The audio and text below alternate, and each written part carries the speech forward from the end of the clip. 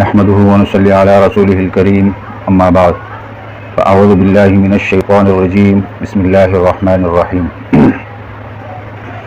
میرے چینل کے محترم ناظرین کرام، السلام علیکم ورحمۃ اللہ وبرکاتہ۔ میرے دوستوں، بھائی اور بزرگوں، آج کی ہماری جو گفتگو ہوگی وہ مشورہ اور استخارہ کے بارے میں ہوگی۔ اس کی وجہ یہ ہے کہ مشورہ اور استخارہ ایک دو بڑے ایسے اہم حکم ہے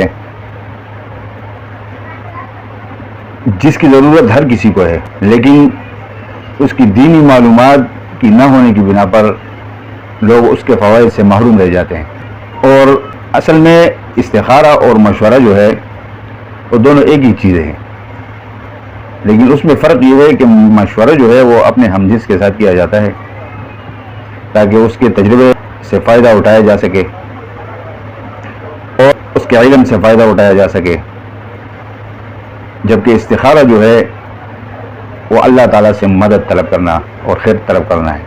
اب یہاں پر مشورے کی اہمیت کیا ہے، تو اس کی اہمیت کا اندازہ ہم اس بات سے لگا سکتے ہیں کہ قرآن کریم کے اندر سورۃ آل عمران میں اللہ رب العزت کا ارشاد ہے، آپ صلی اللہ علیہ وسلم کو فرمایا گیا ہے کہ آپ اپنے فیصلوں میں ان حضرات یعنی صحابہ کرام رضوان اللہ تعالی علیہم اجمعین سے مشورہ کر لیا کریں۔ اور ایک دوسری جگہ پر قرآن کریم کے اندر ایک مکمل سورۃ شورا کے نام سے ہے، جس کے اندر اللہ رب العزت نے مسلمانوں کی صفات کو بیان کیا، اور وہ کچھ اس طرح بیان کیا کہ والذین استجابوا لربہم واقاموا الصلاۃ وامرهم شورى بینہم ومما رزقناہم ينفقون۔ اس کا مطلب ہے کہ والذین استجابوا لربہم، وہ لوگ جنہوں نے اللہ رب العزت کے حکم کو قبول کیا، اپنے رب کے حکم کو مانا، واقاموا الصلاۃ، اور نماز کو قائم کیا، وامرهم شورى بینہم، اور اپنے جو مسائل ہے ایک دوسرے کے مشورے سے اس کو کرتے ہیں، وَمِمَّا رَزَقْنَاهُمْ يُنْفِقُونَ، اور اللہ رب العزت نے ان کو جو رزق عطا کیا ہے ان میں سے خرچ کرتے ہیں۔ تو یہ تو اس کی اہمیت ہو گئی قرآن کریم سے۔ اب آگے چلتے ہیں حدیث مبارک کی طرف کہ حدیث مبارک میں اس کے بارے میں ارشاد آیا ہے، وہ بھی مشورے کی اہمیت کے حوالے سے ہے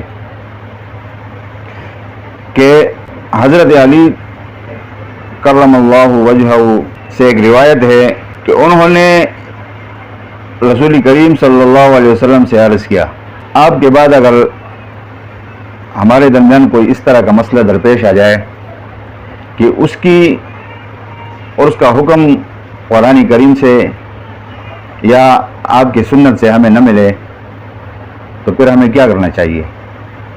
تو آپ صلی اللہ علیہ وسلم نے ارشاد فرمایا کہ پھر آپ اپنے جو آپ کے لوگ ہیں ان میں ایسے لوگوں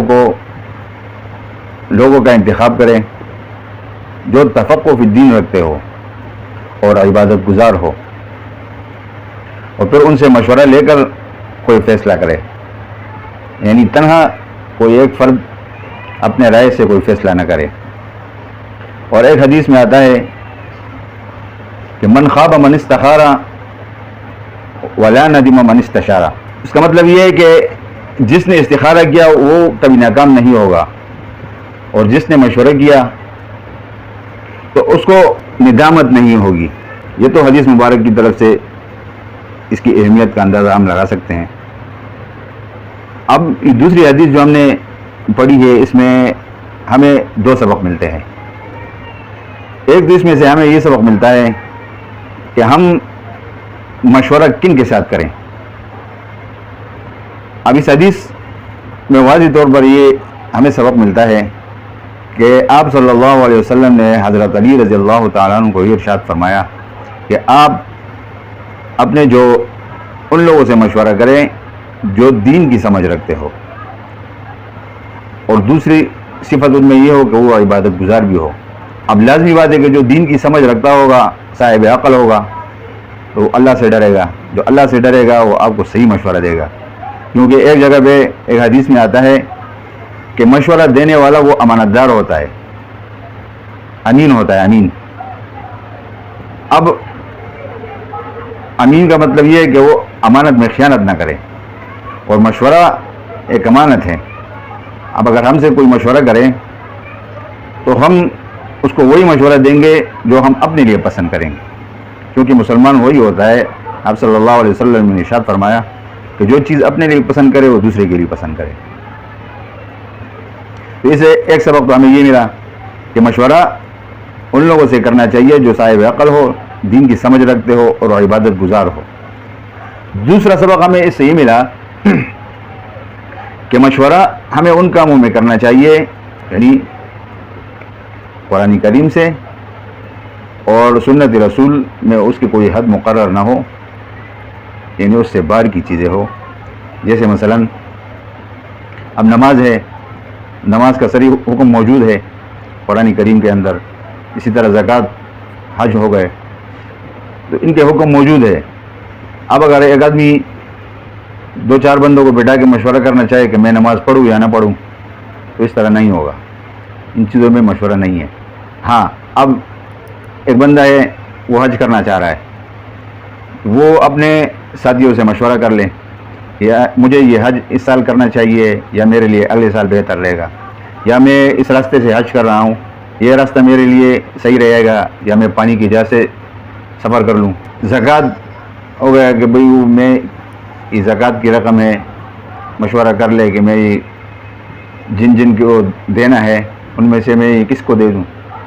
تو ان چیزوں میں تو آپ مشورہ کر سکتے ہیں, لیکن آپ اس میں نہیں کر سکتے ہیں کہ میں نماز پڑھوں یا نہ پڑھوں, کیونکہ فرض ہے. تو اس حدیث سے ہمیں یہ 2 سبق مل گئے. اب مشورے کے بہت سارے فوائد ہیں اور اسی طرح استخارہ بھی ہے. ایک قول کے مطابق حکماء کا یہ قول ہے کہ کچھ آدمی ایسے ہوتے ہیں جن کو اللہ تعالیٰ نے عقل دی ہوتی ہے تو وہ اپنے عقل سے فیصلہ کر لیتے ہیں, اور کچھ لوگ ایسے ہوتے ہیں جن کے اندر اپنی عقل تو نہیں ہوتی لیکن وہ دوسرے صاحب عقل سے مشورہ کر کے اپنے لیے راستہ نکالتے ہیں. اور کچھ ایسے لوگ ہیں جن کے اندر خود عقل ہے اور نہ وہ دوسرے سے مشورہ کرتے ہیں, تو وہ بہت خسارے کے لوگ ہیں.